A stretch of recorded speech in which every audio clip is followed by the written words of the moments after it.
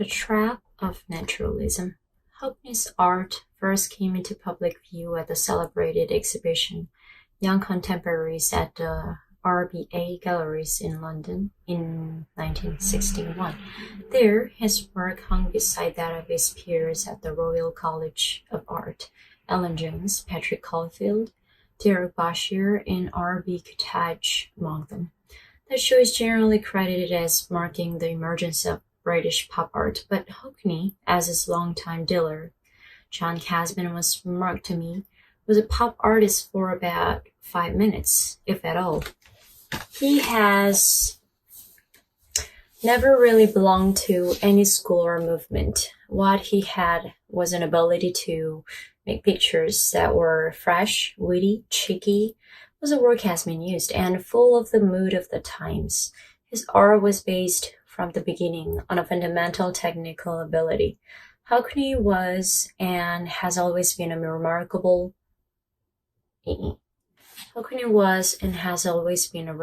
draftsman. In 1994, before I had actually met Hockney himself, his contemporary at the Royal College of Art and lifelong friend R.B. Kutaj, now that, told me an anecdote when he sat in his house in Chelsea.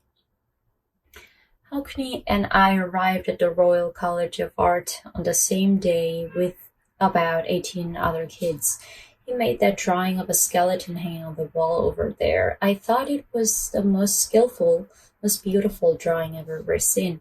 I'd been to art school in New York and in Vienna and had quite a lot of experience, and I'd never seen such a beautiful drawing. So I said to this kid with short black hair and big glasses, "I'll give you 5 quid for that."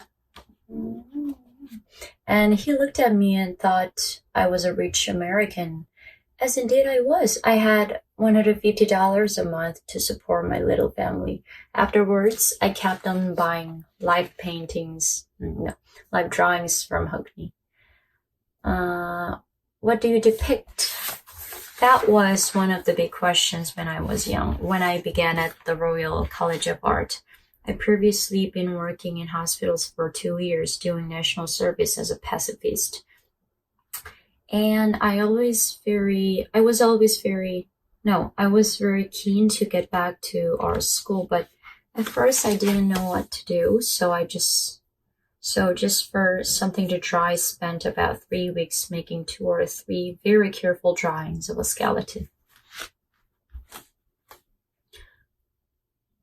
The predicament that faced Hockney as an art student in the late 1950s and early 1960s was a perennial one. What to do and how to do it. What to do and how to do it. What to do and how to do it. 뭘 할 건가 and how to do it. 어떻게 할 것인가. This was the high point of the fashion for American abstract artists, in particular Jackson Pollock and Mark Rothko, also known as the New York School or the Abstract Expressionists. This style was then seen as the next big thing in art, the path of the future. There were several prominent artists in Europe, Francis Bacon and Lucien Freud in Britain, Jean Dubuffet and Alberto Giacometti in Paris. This work was based in the human figure. I love Giacometti. 그 thin figure 얘기하는 거죠.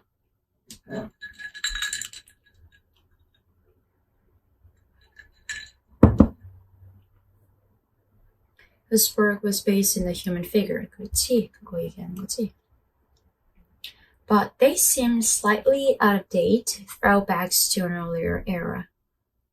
The American William de Kooning was, and usually is grouped with the abstract expressionists, but his work was unlike that of the others because there was always at least a tenuous connection with a real sight, a figure, a landscape. De Kooning famously said, "Content is a glimpse of something." Content is a glimpse of something. An encounter like a flash. It's very tiny content. The subject matter of early Hockney is a bit like that. A dancer at a college party, the Typhoon tea packets his mother sent him, which constituted his 5 minutes of pop. A body, a sexual encounter, all of these clinging to life in an abstract visual world of geometric shapes and loose brush marks. De Kooning. I gotta find it out. Content is a glimpse of something. An encounter like a flash.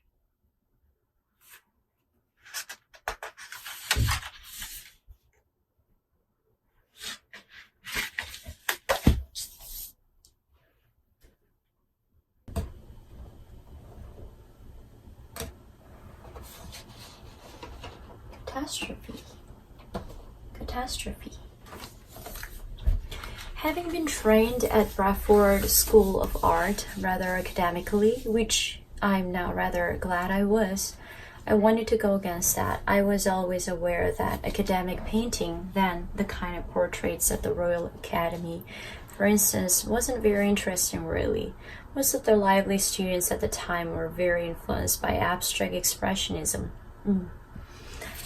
Abstract. I had a period in my first year at the RCA when I did a few kind of abstract expressionist pictures. But I quickly started putting words in them. Instead of a figure, I put a word. That came from Cubism, of course. The cha-cha that was danced in the early hours of 24th March in 19...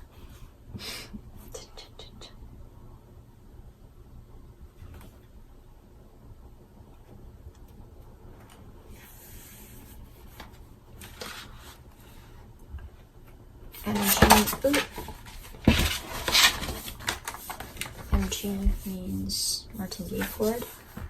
Then, quite soon, actual figures appear in paintings such as the cha-cha that was danced in the early hours of 24th March 1961. Yes, Francis Bacon was the first intelligent painter I met who dismissed a lot of abstract art. He quoted Giacometti, who used to say a lot of abstraction was the art of the handkerchief. The art of the handkerchief. French. Covered in stains and dribbles. Oh, covered in stains and dribbles. Abstraction은 추상주의, 추상화는 handkerchief의 예술이다. Covered in stains, 얼룩과 낙서로 점철된. That was amusing. This is amusing. I was rather impressed that Francis had the confidence to say that kind of thing at the time. Loads of people would have howled him down. That must have sounded outrageous in 1961. He probably liked that way. He probably liked that in the way I would, just purposely. But I looked not just at Bacon, but also at Dubuffet. Dubuffet, de Kooning. Because his drawing like children's art or graffiti was a way of going against the academic training I had. You wanted to paint something real?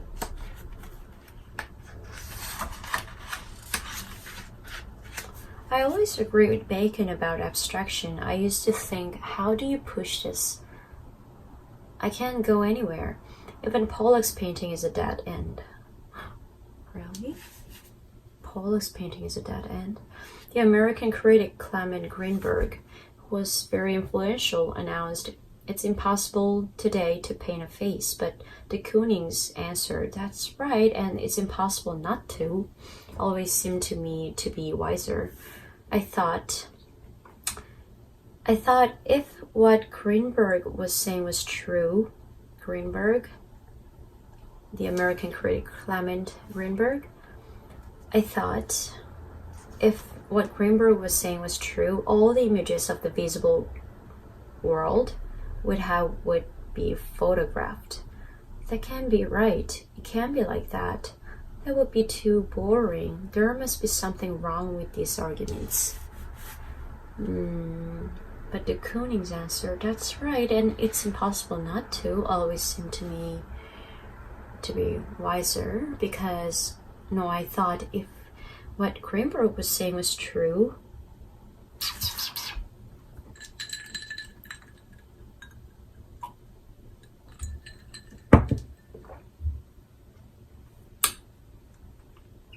I can't go anywhere. Even Pollock's painting is a dead end. The American critic Clement Greenberg, who was very influential, announced, "It's impossible today to paint a face." But de Kooning's answer, "That's right, and it's impossible not to," always seemed to me to be wiser. Oh, I thought, if what Greenberg was saying was true, all the images of the visible world would be photographed. Yeah, that can't be right. It can't be like that. That would be too boring. Over the next decade, however, Hockney moved towards a way of painting that he calls naturalism. Several of his best known and best loved works, such as Mr. and Mrs. Clark and Percy, are in this manner. He doesn't repudiate those pictures. He remains proud of them. But the paintings of the early 1970s represent an extreme in his work. After a few years, he found it constricting. The sign he had reached the end of that particular path was that he found himself unable to finish a painting. Another of his big double portraits, George Lawson and Wayne Sleep, unfinished, 1972 to 5. This is it, unfinished.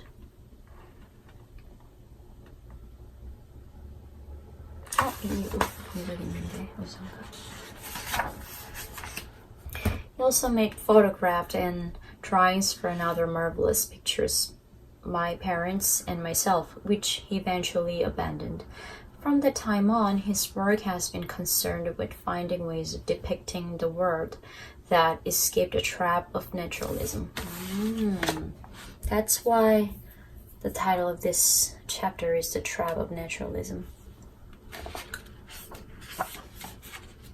Like this, The Trap of Naturalism.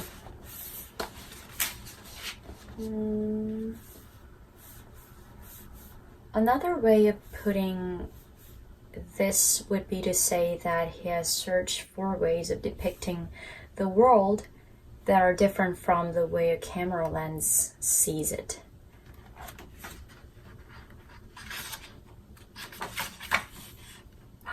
Wow.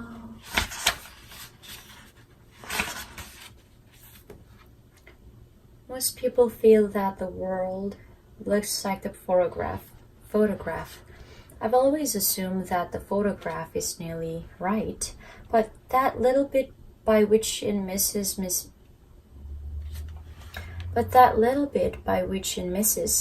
it miss by a mile. Makes it miss by a mile. This is what I grope at. 진짜 멋있다. That little by which misses makes it miss by a mile. This is what I grope.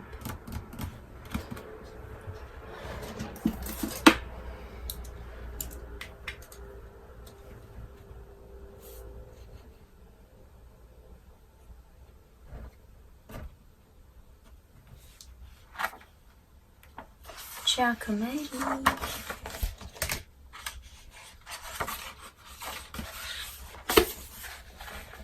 But you used photographs yourself as a as a basis for painting in the late 1960s? Yes, I did, at times. I always knew that you couldn't draw from them very well because you couldn't see and feel volume in the way you can in life. Of course, there isn't a rule. If you set up a rule about anything, another artist will come along and break it. There are even some pictures you could call photorealist, such as early mornings.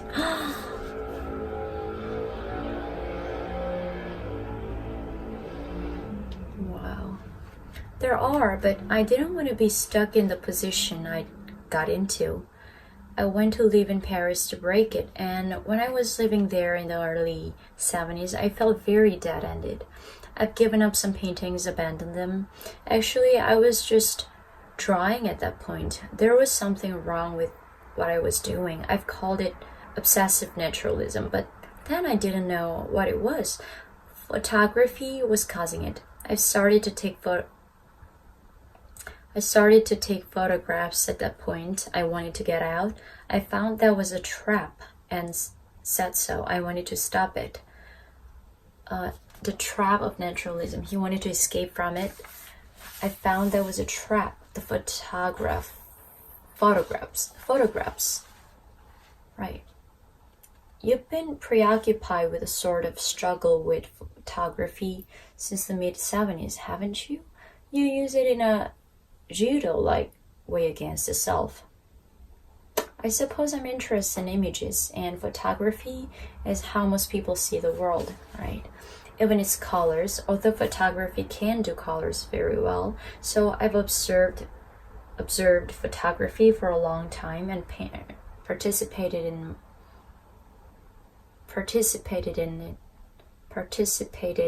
in it myself. But at the same time, I've been thinking about what is wrong with it. I suppose most people would say that a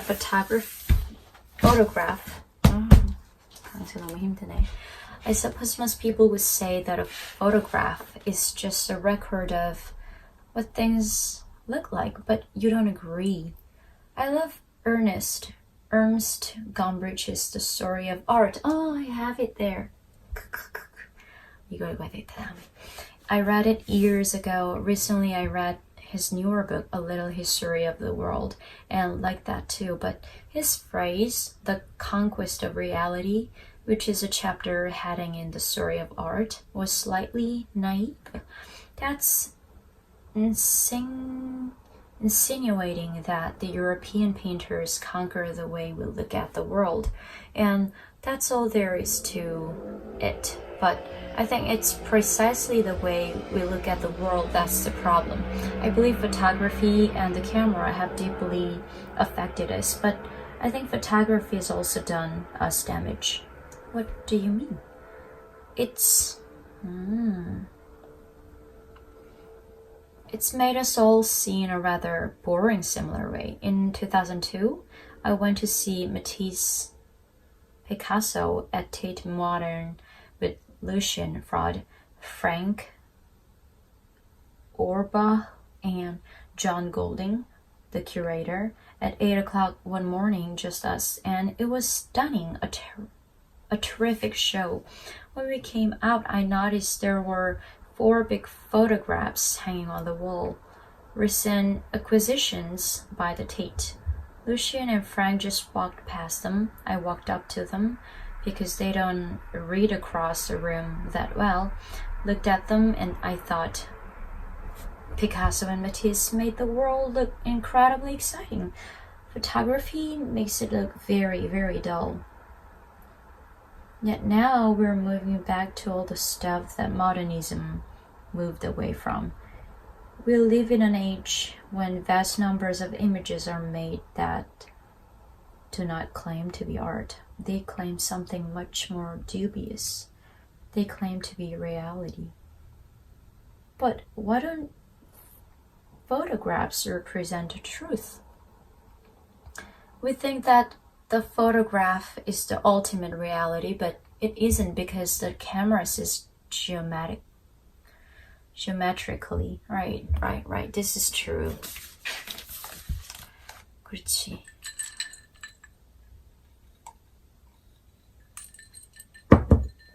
Maybe we do. We think that the photograph is the ultimate reality, but it isn't because the camera is geometrically. We don't. We might do it.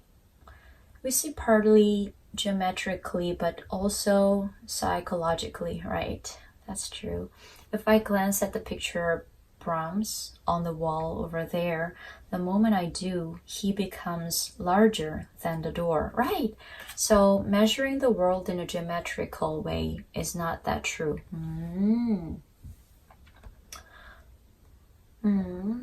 What we see is true, then? You mean subjectively and psychologically? Yes, when I'm looking at your face now, it's rather big in my vision because I'm concentrating on you and not on other things. But if I just move for a moment to look over there, your face becomes small. Isn't that what is happening? Isn't the eye part of the mind? If you look at Egyptian pictures, the pharaoh is 3 times bigger than anybody else. All right. The archaeologists measure the length of the pharaoh's mummy and concludes he wasn't any larger than the average citizen. But actually, he was bigger in the minds of Egyptians. The Egyptian pictures are truthful in some way, but not dramatically. There are models of the human body made by the blind in which what is important to them becomes more prominent. Faces and hands, for example. When Picasso went to see the Furnace Bowl in Naples, one of the things he noticed was that the hands of the figures are bigger than life because of what they're doing. And when Picasso himself painted ballet dancers with enormous hands, they look marvelously graceful. There's something light about them. He understood that when the dancer was moving in that way, you followed the hands, and therefore, to you, they're bigger.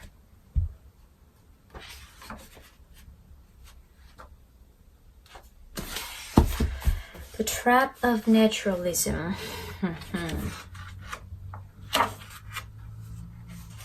Even though you didn't finish, this is awesome.